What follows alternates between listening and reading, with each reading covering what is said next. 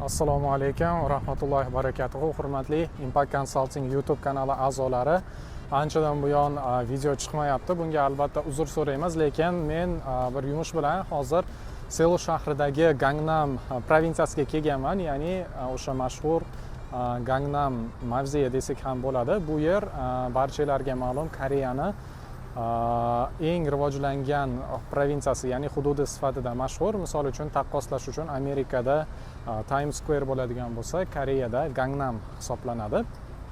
Va ushbu joydan sizlarga ajoyib va qiziqarli bir qisqa bo'lsa ham e'tiborga molik bo'lgan joylarni ko'rsatib o'tishni xohladim.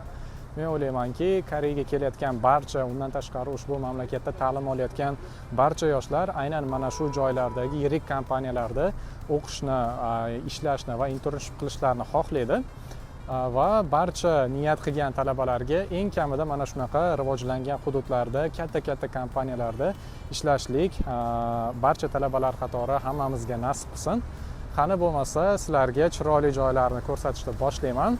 Agar videomiz yoqqan bo'lsa, albatta like bosib, bizni YouTube kanalimizga obuna bo'lishni unutmanglar, chunki biz YouTube kanalimiz orqali Koreyada o'qish va Koreyaga kelishga oid bo'lgan qiziqarli va foydali ma'lumotlarni berib boramiz. Qani bo'lmasam, boshladik.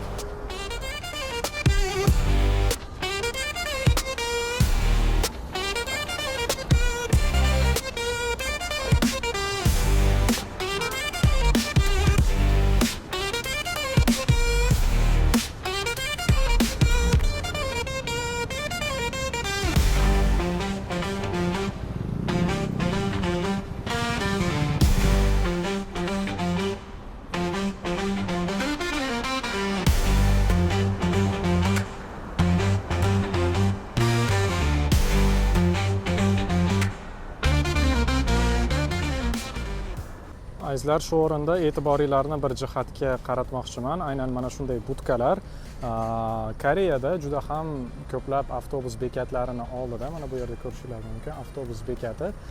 Mana shunday budkalar tashkil etilgan. Bu budkalarning vazifasi qishda bu budkani ichini issiq qilib turadi, ya'ni tashqarida avtobus kutayotganda bemalol issiq sharoitlar bo'lgan mana shunday budkalarda kutish mumkin. Yoz faslida esa salqin havo bo'ladi, ya'ni ichida konditsioner bo'ladi. Undan tashqari odamlarga qulaylik yaratish maqsadida mana shunday budkalarda simsiz quvvatlagich, ya'ni zaryadkalar, undan tashqari esa ba'zi hollarda kofe sotuvchi apparatlar ham bo'ladi.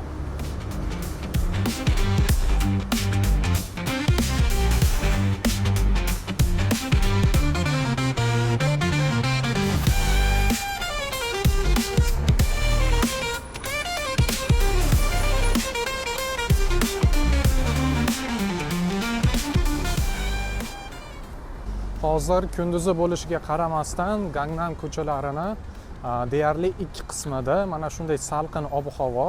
Buni sababi yo'lni ikki chekkasiga ataylab mana shunaqa salqin atmosfera yaratish uchun chinorga o'xshash daraxtlar ekilgan ekan. Albatta bu menimcha aniq nomini bilmayman, lekin katta ehtimol chinorga o'xshayapti. Bu ham albatta o'z navbatida ushbu Gangnam ko'chasini chiroyga chiroy qo'shish bilan bir holatda mana shu odamlar uchun qulaylik yaratuvchi bir vosita sifatida ham xizmat qilmoqda.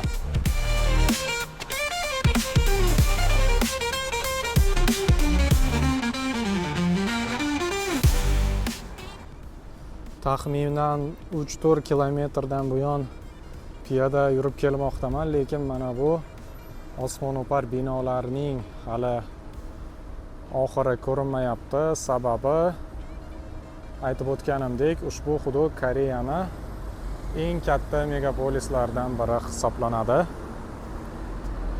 Eng yirik kompaniyalarning ofislari hamda barcha Koreyadagi mavjud xalqaro kompaniyalarning bosh ofislarini juda ham ko'plab qismi aynan mana shu Gangnam provinsiyasida mavjud.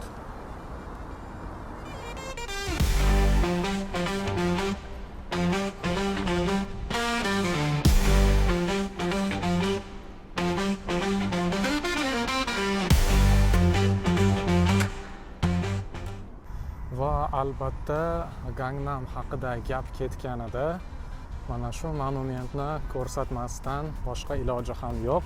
Sababi 2011-yil YouTube platformasini portlatib yuborgan o'sha mashhur Gangnam Style qo'shig'i uchun barpo etilgan mana shu monument aynan damda mana shu Gangnam provinsiyasini ramzi sifatida e'tirof etiladi. Ko'rishingiz mumkin. Butun dunyodan kelgan turistlar, undan tashqari koreyslarning o'zi ham mana shu joyda suratga tushib, esdalik xotiralarni muhrlashmoqda. Demak, shu bilan bugungi qisqa Gangnam provinsiyasiga qilgan sayohatimiz yakunlandi.